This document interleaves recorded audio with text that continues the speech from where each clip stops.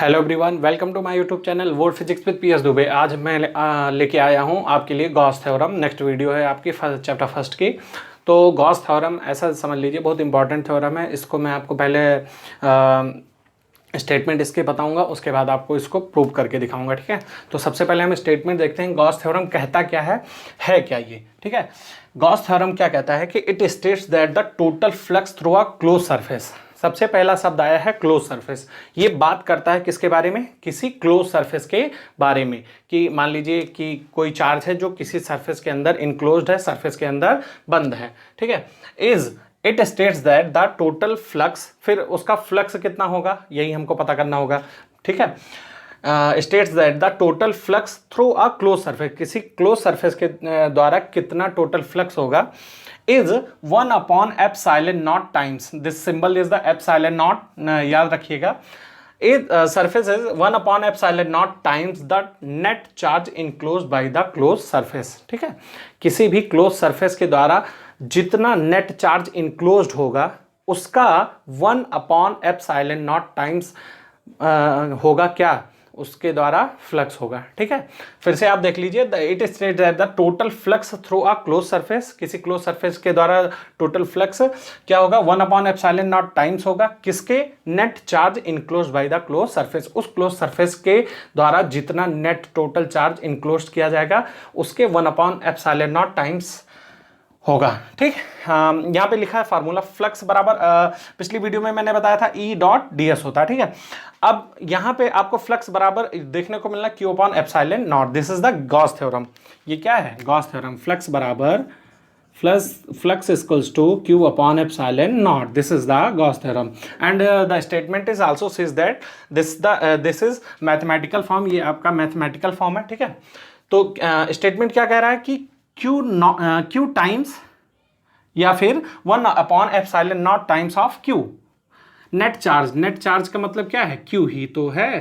ठीक है, समझना है इसको। नेट चार्ज का मतलब क्या है? क्यू है। एक बार इसको देखिए, समझिए अच्छे से। ठीक है, आपको एक छोटा सा एग्जांपल पर मान लीजिए ये चार्ज क्यू था। ठीक, एक बड़े से गोले में ये क्या था, क्लोज था, इनक्लोज था। ठीक है, अब इसके थ्रू जितना भी फ्लक्स होगा, ठीक, ये चार्ज क्या था, यहाँ पे इनक्लोज था, इसके थ्रू जितना भी फ्लक्स होगा वो क्या होगा, Q upon epsilon naught times, या फिर सॉरी टाइम्स नहीं, क्यू अपॉन एप्सिलॉन नॉट होगा, या फिर आपको स्टेटमेंट के फॉर्म में बताएं 1 upon epsilon naught times of Q, where Q is the net charge of the enclosed, net charge of the enclosed by the close surface. ठीक है, तो इसको आप देखिए, उसके बाद मैं आपको प्रूव करा रहा हूं स्टेटमेंट इसका जो है, आप इसको नोट कर लीजिए फटाक से, कोई बहुत बड़ी बात नहीं है। तो चलिए मैं आपको बता रहा हूं। सबसे पहले हमने लिया आइसोलेटेड पॉजिटिव पॉइंट चार्ज। ठीक है, क्यू जो था आइसोलेटेड पॉजिटिव पॉइंट चार्ज था, और हमने इसका एक गॉसियन सरफेस बनाया। S is the spherical Gaussian surface. ये जो गोल गोल बना हुआ है ये क्या है? गॉसियन सरफेस है, आर रेडियस का। ठीक है, इस पॉइंट पे हम एरिया छोटा सा लिए तो हमने देखा कि क्या था, ये ds जो था, और ई क्या थी, इलेक्ट्रिक फील्ड थी, रेडियली आउटवर्ड था, और ds भी क्या था, रेडियली आउटवर्ड था। इन दोनों के बीच का थीटा कितना है, ई वेक्टर एंड ds के बीच का थीटा होगा 0। ठीक है, उसके पहले मैं आपको सबसे पहले यहाँ पे सिखा रहा हूँ। देखिए, सबसे पहले अगर चार्ज है, क्यू चार्ज है, अगर r दूरी पे है तो उसकी हम इलेक्ट्रिक फील्ड लिख सकते हैं 1 upon 4 pi epsilon not into Q upon are square. क्योंकि ये क्यों हम कहाँ पे देख रहे हैं, इस पॉइंट पे, इस आउटर पॉइंट पे, या सरफेस एस पे देख रहे हैं, या पी पॉइंट मान लीजिए, उस पे हम देख रहे हैं, तो इलेक्ट्रिक फील्ड वहाँ की क्या हो जाएगी, E equal to 1 upon 4 pi epsilon not into Q upon are square. ठीक है, ये तो हो जाएगी इलेक्ट्रिक फील्ड। अच्छा, मैं अगर बात करूं इलेक्ट्रिक फील्ड और ds के बीच का थीटा कितना होगा, तो थीटा होगा 0। आप लिख लीजिए थीटा इज 0 बिटवीन किसके किसके बीच में, E एंड ds वेक्टर। ठीक है, इनके बीच का थीटा क्या होगा, 0। अगर मैं पूछूं कि फ्लक्स, तो फ्लक्स का फार्मूला आप जानते हैं, इसको भी मैं पहले बता चुका हूं।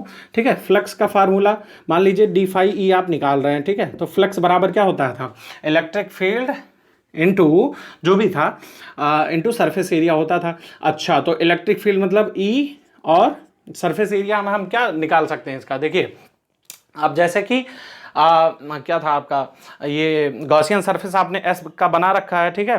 तो आप ds मान लीजिए, इसका सरफेस एरिया जो भी होगा क्या मान लेते हैं हम, ds मान लेते हैं। तो अब एरिया ds के थ्रू जो है फ्लक्स कितना हो जाएगा, E इंटू डी एस, ठीक है, E इंटू डी एस। अच्छा थीटा जीरो था तो कॉस जीरो जीरो हो जाएगा, यहाँ अगर कॉस थीटा होता तो कॉस जीरो रखते उसकी वैल्यू, तो ये क्या हो जाता, d phi E equals to E into d s, ठीक है। अच्छा कॉस जीरो की वैल्यू क्या हो जानी है, 1 हो जानी है। अब हमको क्या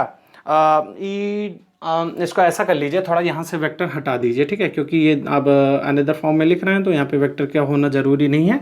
आप यहाँ पे क्या लिख सकते हैं, E इंटू डी एस, सीधे सीधे आप लिख दीजिए। अब क्या था, ये एक छोटे से पॉइंट का था, ठीक है, ये जो भी आप फ्लक्स निकाल रहे हैं ये एक छोटे से पॉइंट का है, लेकिन हमको पूरे सरफेस का निकालना है पूरे, ठीक है, इनक्लोज सरफेस में। तो इसके पहले हमने आपको सिंबल में बताना भूल गए थे, जो इंटीग्रेशन के सिंबल पे ऐसे गोला बना होता है वो इनक्लोज सरफेस का होता है, मतलब जो भी आप इंटीग्रेट कर रहे हैं वो किसका है, इनक्लोज सरफेस का है, ठीक है। तो इसमें हम आपको ये चीज हो गई, डी फाई ई बराबर क्या हो जाएगा, E into d S, E into d S हो गया। अब हम आपको क्या बताएंगे कि इसका जो टोटल फ्लक्स होगा through the surface area S वो कितना होगा, ठीक है। तो हमको कुछ नहीं करना है, इंटीग्रेट कर देना है। यहां पे हम ऐसे लिखेंगे, सबसे पहले total flux through DS, total flux through DS. तो हमको कुछ नहीं करना है, डी फाई ई को क्या कर देना है, इंटीग्रेट कर देना है, ठीक है। और इंटीग्रेट करेंगे तो हमको क्या मिलेगा, फाई ई मिलेगा, मतलब टोटल फ्लक्स हमको मिलना है। इसको इंटीग्रेट करेंगे तो इसको भी इंटीग्रेट करेंगे, E इंटू डी एस था, ठीक है। ये गोले का मतलब बता दिए हैं। अगर इंटीग्रेशन के ऊपर या इंटीग्रेशन के सिंबल पे गोला लगा हुआ है तो इसका मतलब क्या होता है कि इनक्लोज सरफेस का इंटीग्रेशन हो रहा है, किसी इनक्लोज सरफेस का इंटीग्रेशन हो रहा है। इंटीग्रेशन अब कहां से कहां तक, एस लिख दीजिए क्योंकि आप टोटल सरफेस का कर रहे हैं, ठीक है। ई को आप बाहर निकाल सकते हैं, ई को अगर बाहर निकाल लीजिए तो क्या बचेगा, इनक्लोज टोटल सरफेस एरिया। अगर इसको इंटीग्रेट करेंगे, ये छोटा एरिया था डीएस पहले, अब इसको अगर आप इंटीग्रेट कर रहे हैं तो आप इसको लिख सकते हैं, this is the total surface area of the Gaussian surface. मतलब कि फ्लक्स बराबर आप क्या पा रहे हैं, E into total surface area of the total surface area of जो भी था गॉसियन सरफेस, ठीक है, गॉसियन सरफेस, ठीक है। इतना हमको मिल गया, E into total surface area of the sphere मान लीजिए या गॉसियन सरफेस मान लीजिए, ठीक है। अच्छा इलेक्ट्रिक फील्ड की वैल्यू हमको पता थी, इलेक्ट्रिक फील्ड की वैल्यू हम क्या निकाल चुके थे, उसको हम पुट कर सकते हैं। अच्छा स्फीयर का टोटल सरफेस एरिया क्या होता है ये भी हमको मालूम है, चलिए पुट कर दीजिए। हमको यही चीज़ लाना है, गॉस थ्योरम का मतलब हमको यही चीज़ प्रूव करके ले आना है। तो फ्लक्स E बराबर क्या लिख सकते हैं, E की वैल्यू क्या निकाली थी हमने, 1/4 pi epsilon not into Q upon are square. अच्छा total surface area of the sphere लिख दीजिए यहाँ पे, ठीक, total surface area of sphere, sphere का टोटल सरफेस एरिया क्या होता है, 4 पाई आर स्क्वायर। अच्छा 4 पाई से 4 पाई आर स्क्वायर से आर स्क्वायर, आपका क्या बच रहा है, दो चीज़ें बच रही हैं, आपका बच रहा है क्यू अपॉन एप्सिलॉन नॉट। तो यहाँ फाइनली क्या लिख देंगे, क्यू अपॉन एप्सिलॉन नॉट। ये आपका प्रूव हो जाएगा किसका, गॉस थ्योरम का, ठीक है। देख लीजिए एक बार फिर से, सिंपल है, हमने आइसोलेटेड यूनिट पॉजिटिव चार्ज लिया है सबसे पहले, ठीक है, आर स्फीयर किसी आर दूरी पे एक गॉसियन सरफेस को खींचा है, फिर एक छोटे से पी पॉइंट पे हम देख रहे हैं इलेक्ट्रिक फील्ड को। इलेक्ट्रिक फील्ड के बाद हमने क्या किया है, उसको सबसे पहले इलेक्ट्रिक फील्ड को लिख लिया है 1/4 pi epsilon not into Q upon are square, ठीक। फिर हमने देखा ई और एस के बीच का एंगल कितना था, ई और एस के बीच का एंगल कितना था, 0 डिग्री था, ठीक है, क्योंकि ये दोनों क्या थे, सेम लाइन पे थे, या फिर आप कह सकते हैं पैरेलल हो, ठीक। तो फ्लक्स हमने लिखा, छोटे से एरिया का फ्लक्स पहले हमने लिखा d phi equals to E d cos theta, theta की वैल्यू 0 थी, 0 रख दिया, ई डी एस बचा है, E d s d phi E बराबर ई डी एस। अब टोटल फ्लक्स हमको निकालना था पूरे सरफेस का, तो इसीलिए हमने क्या कर दिया, इनक्लोज सरफेस, ये integration of enclose surface area है, इसको ध्यान रखिएगा, ठीक है।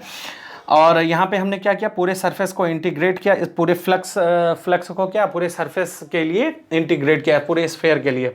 ठीक, तो हमको यही मिला ई डी एस। ई को हमने बाहर निकाला, डी एस का जो टोटल इंटीग्रेशन का मतलब क्या होता है, छोटे पॉइंट का एरिया था हमारे पास, इंटीग्रेट कर रहे हैं मतलब अब हमको टोटल एरिया निकाल लेना। इसीलिए मैंने इसकी जगह पे क्या नाम है, इंटीग्रेशन ऑफ क्लोज ds की जगह पे हमने क्या लिख दिया है यहाँ पे, total surface area of the sphere. यहाँ पे क्रॉस लगा दें, आप इसको समझ लीजिएगा। ठीक है, E इंटू, तो E की वैल्यू हम पहले से निकाल चुके थे, उसको हमने पुट कर दिया, और टोटल सरफेस एरिया बराबर होता है 4πr², और हमारे पास बचा Q equals to flux equals to Q/ε0, जो कि क्या था, गॉस थ्योरम का प्रूफ था। ठीक है, तो मैं फिर से आपको यही बताऊंगा कि कोरोना चल रहा है, आप घर पे रहिए, सेफ रहिए, सुरक्षित रहिए, वीडियो को लगातार देखते रहिए और कमेंट में बताते रहिए कि सर हमने वीडियो देख ली है। ठीक है, और लाइक करिए, शेयर करिए, सब्सक्राइब करिए, अपने दोस्तों को भी शेयर कीजिए। अगर आपको समझ में आ रहा है तो बिल्कुल हमारे चैनल को आप आगे तक